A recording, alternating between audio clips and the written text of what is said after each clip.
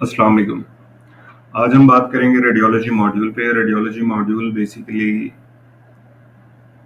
Multiple services को control करता है, जिसमें आपके ultrasounds, x-rays, MRI, CT scan वगैरह जो भी आपके मल्टीपल डिपार्टमेंट होते हैं रेडियोलॉजी के, वो तमाम डिपार्टमेंट एक रेडियोलॉजी के मॉड्यूल में कंट्रोल किए जा रहे होते हैं। तो रेडियोलॉजी मॉड्यूल सबसे पहले स्टार्ट होता है हमारा सर्विसेज के साथ। सिस्टम में यहाँ पर हम वन टाइम सबसे पहले सर्विसेज डिफाइन कर देते हैं जनरल के मॉड्यूल में। यहाँ पर सर्विसेज जब डिफाइन करते हैं तो यहाँ पर जैसे कि आपको नज़र आ रहा है कि एक अल्ट्रासाउंड का ऑप्शन मौजूद है। तो इसी तरह से इस फॉर्म में हम जो भी आपके रेडियोलॉजी के डिपार्टमेंट होते हैं, x ray, CT scan, MRI, ultrasound वगैरह, वो यहाँ पर डिफाइन कर देते हैं और यहाँ पर जो भी उनकी सर्विसेज होती हैं, जो हर डिपार्टमेंट की जो सर्विसेज होती हैं, वो यहाँ पर डिफाइन कर दी जाती हैं वन टाइम। यहाँ पर सर्विसेज डिफाइन करने के बाद हम रेडियोलॉजी के मॉड्यूल में जाते हैं। तो रेडियोलॉजी के मॉड्यूल के मास्टर सेटअप्स के अंदर सबसे पहले हम क्या करते हैं कि इन सर्विसेज के चार्जेस डिफाइन करते हैं। तो चार्जेस जो होते हैं वो आपके पार्टी वाइज डिफाइन किए जाते हैं। पार्टी वाइज डिफाइन करने का मकसद ये होता है कि अगर आपके पास कोई प्राइवेट पेशेंट आ रहा है तो उसके क्या चार्जेस होंगे, अगर कोई सेहत कार्ड का पेशेंट आ रहा है तो उसके क्या चार्जेस होंगे, और अगर कोई इंश्योरेंस कंपनी का पेशेंट आ रहा है, वेलफेयर का पेशेंट आ रहा है, तो इस तरह के मल्टीपल पेशेंट्स के लिए आपके क्या चार्जेस होंगे। मीन्स कि आपके नॉर्मली ऐसा ही होता है कि रेडियोलॉजी या किसी भी हॉस्पिटल की सर्विस के जो चार्जेस होते हैं वो पेशेंट टू पेशेंट वेरी करते हैं। अगर आपके पास कोई पैनल का पेशेंट है, किसी कंपनी का पेशेंट है, तो उसके चार्जेस डिफरेंट होंगे। बाज़ औक़ात कंपनीज खुद ही अपने चार्जेस दे रही होंगी। तो इस तरह से मल्टी पार्टी का इसमें कॉन्सेप्ट मौजूद है।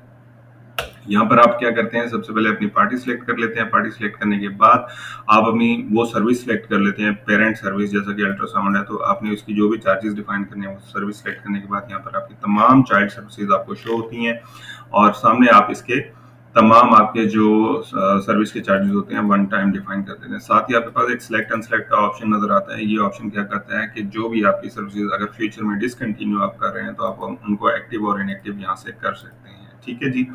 यहीं पर आपके पास एक ऑप्शन होता है आईपीडी और ईआर पे चेक लगाने का। ये ऑप्शन क्या करता है कि अगर आपके चार्जेस जो कि ओपीडी के लिए या वॉक इन पेशेंट के लिए या आउटडोर पेशेंट के लिए जो भी चार्जेस हैं, अगर आप कहते हैं यही चार्जेस सेम चार्जेस आईपीडी और ईआर के पेशेंट्स के लिए भी सेट हो जाए, तो आप इन पे चेक लगा के सेव कर लेते हैं। ठीक है जी। नेक्स्ट आपके पास एक ऑप्शन होता है यूजर वाइज सर्विस का। यूजर वाइज सर्विस का जो ऑप्शन है ये बहुत ही इंपॉर्टेंट ऑप्शन होता है। ये एक तरह का एक्सेस कंट्रोल है जो कि मल्टीपल डिपार्टमेंट को सेग्रीगेट कर रहा होता है। मींस कि अगर आपके पास रेडियोलॉजी में अल्ट्रासाउंड का डिपार्टमेंट है या आपके पास एक्सरे का डिपार्टमेंट है या सीटी स्कैन का डिपार्टमेंट है, at a time multi department अगर आपके पास काम कर रहे हैं, तो इन डिपार्टमेंट्स के पेशेंट को सेग्रीगेट करने के लिए आप क्या करते हैं, यूजर वाइज सर्विस मैपिंग करते हैं। इस फॉर्म से आप कंट्रोल करते हैं कि जो रेडियोलॉजी में एक्सरे के यूजर्स हैं, एक्सरे डिपार्टमेंट के यूजर्स हैं, उनको एक्सरे के पेशेंट शो होने चाहिए। जो आपके पास अल्ट्रासाउंड डिपार्टमेंट के यूजर्स हैं उनको अल्ट्रासाउंड के पेशेंट शो होने चाहिए, और जो आपके पास सीटी स्कैन के डिपार्टमेंट के यूजर्स हैं उनको सीटी स्कैन के पेशेंट शो होने चाहिए। ठीक है जी। यूजर वाइज मैपिंग करने के लिए सिंपल है जी। आप यहाँ से आप अपना पेरेंट सर्विस कोड सेलेक्ट करेंगे। आपने अल्ट्रासाउंड सेलेक्ट किया और नीचे आपने मल्टीपल यूजर जो भी अल्ट्रासाउंड डिपार्टमेंट के यूजर्स हैं आपने यहाँ से मैप कर देने। नेक्स्ट आपके पास एक ऑप्शन है mapping consultant with respective users का। इस फॉर्म का मेन मकसद जो है वो ये है कि आपके कंसल्टेंट्स जिनके नाम पे रेडियोलॉजी बनाई गई है या जिन डॉक्टर्स ने रेडियोलॉजी परफॉर्म करनी है, चाहे वो अल्ट्रासाउंड हो, सीटी स्कैन हो, एक्सरे वगैरह हो, जो भी मतलब आपके सोनोलॉजिस्ट, रेडियोलॉजिस्ट तमाम, ठीक है जी, आपने उनको सिलेक्ट करना है और यहाँ पर आपने डॉक्टर सेलेक्ट कर लिया और यहाँ पर आपने उनकी यूजर आईडी डिफाइन करनी है, जिस यूजर आईडी से वो लॉग इन करेंगे सिस्टम के अंदर और रेडियोलॉजी डिपार्टमेंट के अंदर जो है अपने पेशेंट्स को डील करेंगे। ठीक है जी। इस फॉर्म से जब आप वन टाइम मैपिंग कर देते हैं तो जब भी ये वाला कंसल्टेंट या सोनोलॉजिस्ट या रेडियोलॉजिस्ट लॉग इन करेगा सिस्टम में इस यूजर आईडी के साथ, तो उस कंसल्टेंट को या जो सोनोलॉजिस्ट है उसको अपने पेशेंट शो होने लग जाएंगे। उसके बाद वो जिस पेशेंट को डील करते जाएंगे, ट्रीटमेंट देते जाएंगे, उस पेशेंट का उनको शेयर मिलता जाएगा। ठीक है जी। नेक्स्ट आपके पास यहाँ पर एक ऑप्शन आता है रेडियोलॉजी कंसल्टेंट शेयर का। इस फॉर्म से आप क्या करते हैं कि आप अपने कंसल्टेंट्स के जो भी शेयर होते हैं वो डिफाइन करते हैं हर सर्विस के अगेंस्ट।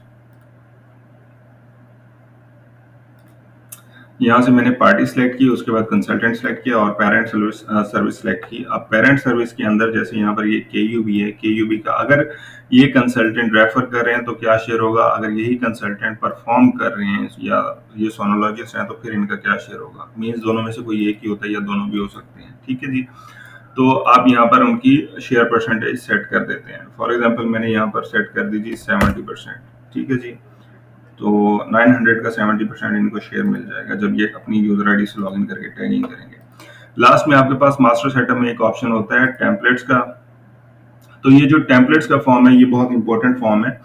ये एक तरह का एडिटर है जो कि माइक्रोसॉफ्ट वर्ड की तर्ज पे काम करता है, उससे मिलता जुलता एक एडिटर है। ये आपकी रेडियोलॉजी की जो भी रिपोर्ट्स होती हैं, लाइक आपकी अल्ट्रासाउंड की रिपोर्ट्स हैं या सीटी स्कैन की, एमआरआई की, या बाज़ वक़्त अगर बहुत ही कुछ केसेस में आपकी एक्सरे की रिपोर्ट्स बनाई जा रही होती हैं तो उस सूरत में आपके पास एक टेम्पलेट का एक ऑप्शन मौजूद होता है जो कि हर सर्विस के लिए एक रिपोर्ट का एक प्रीव्यू बना देता है। और जब आप रिजल्ट की स्क्रीन पे जाके किसी पेशेंट का रिजल्ट बनाने जाते हैं तो इस टेम्पलेट को एडिट करके अपना टाइम सेव करते हुए आप पेशेंट का जो रिजल्ट है वो एफिशिएंसी के साथ सेव कर सकते हैं। तो जब आप क्या करते हैं कि अगर आपने कोई टेम्पलेट बनाना है तो आप सर्विस सेलेक्ट करते हैं। सबसे पहले सर्विस सेलेक्ट करते हैं। सर्विस में जो भी आपने रिपोर्ट का नाम डिफाइन करना है वो रिपोर्ट का नाम जो है आप डिफाइन कर दें।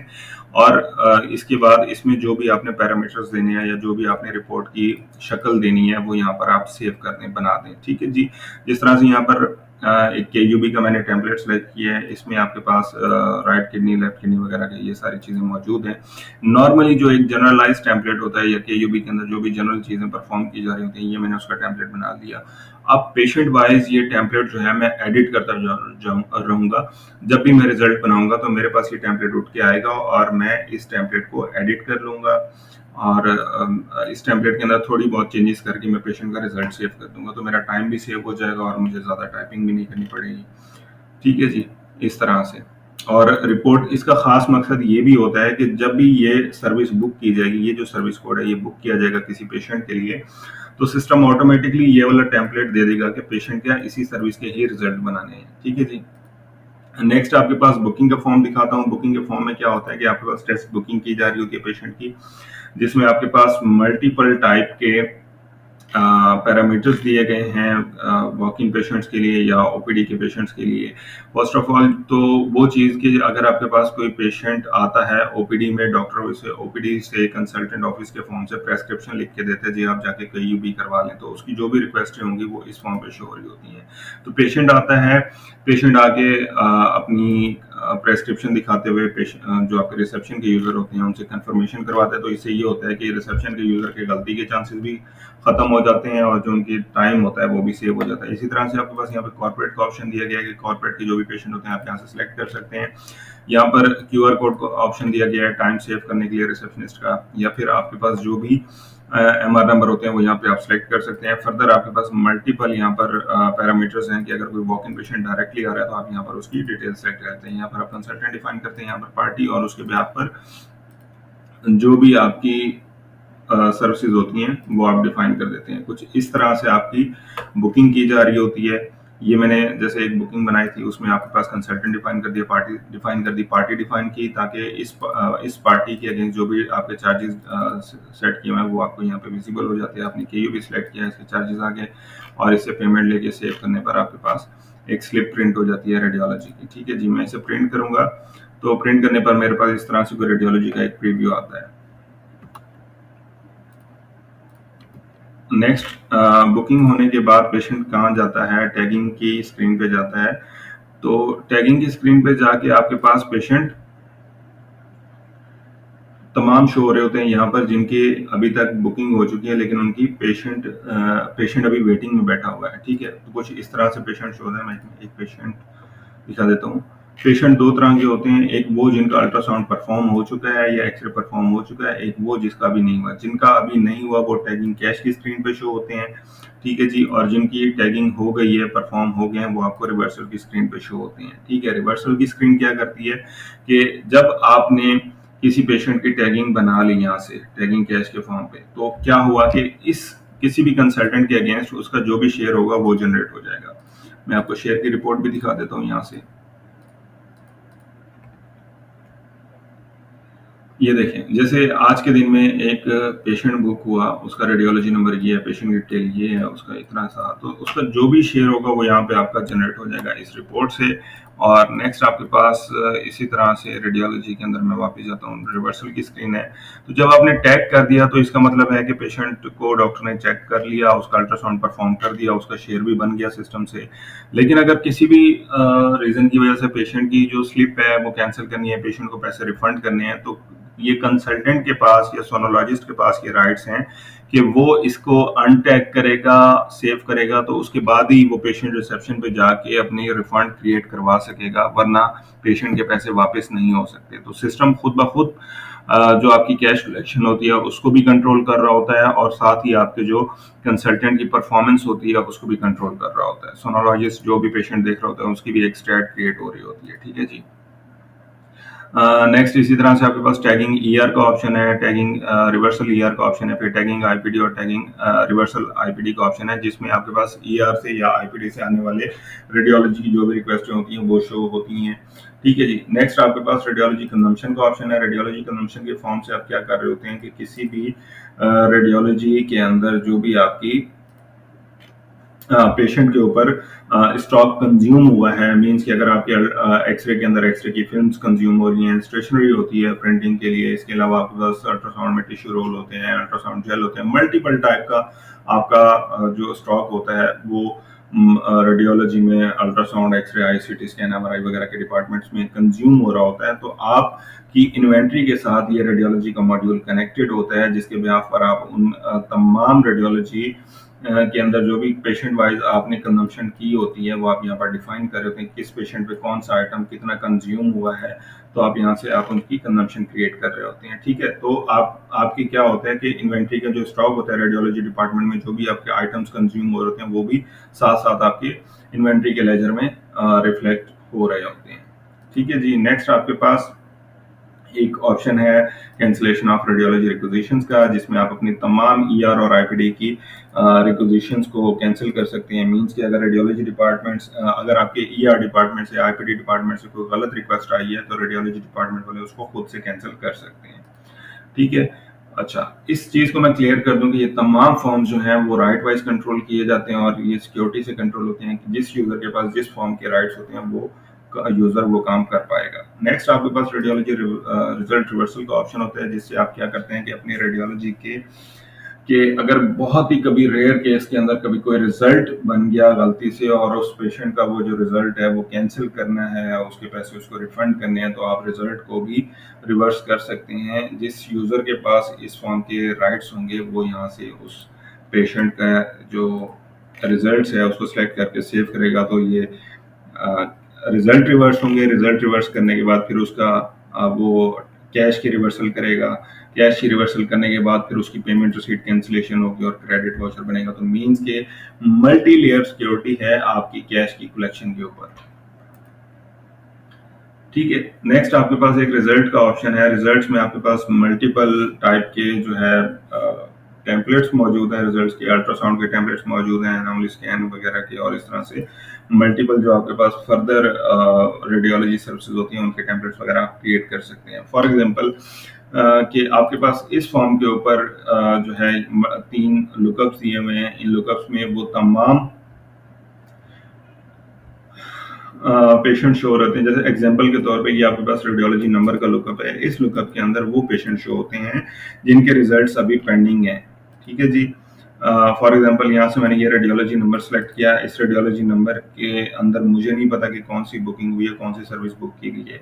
तो जब मैंने ये सीरियल नंबर वाला सर्विस नंबर का जो लुकअप है, जब मैंने ये सिलेक्ट किया तो इस लुकअप के अंदर वो मुझे बता रहा है कि इस रेडियोलॉजी नंबर के अंदर एक अल्ट्रासाउंड बुक किया गया है जिसका नाम है होल एब्डोमेन। अब इसने सिस्टम ने ऐसे आइडेंटिफाई किया कि सिस्टम ने वो सर्विस को रीड किया जो इस नंबर के ऊपर बुक की गई थी, और फिर टेम्पलेट के फॉर्म में जाके रीड किया कि क्या उस सर्विस का कोई टेम्पलेट बना हुआ है। अगर बना हुआ है तो यहाँ पे विजिबल हो जाएगा। ये एक रिपोर्ट का टेम्पलेट है। मींस कि आपके पास एक जनरलाइज होल एब्डोमेन की रिपोर्ट का टेम्पलेट है। इसमें से जो स्पेसिफिक चीज़ें हैं पेशेंट वाइज, मींस कि अगर ये पेशेंट सेलेक्ट किया हुआ है मैंने ये वाला, इस पेशेंट के लिए जो भी चीज़ें हैं वो मेरे पास यहाँ पे शो हो रही हैं।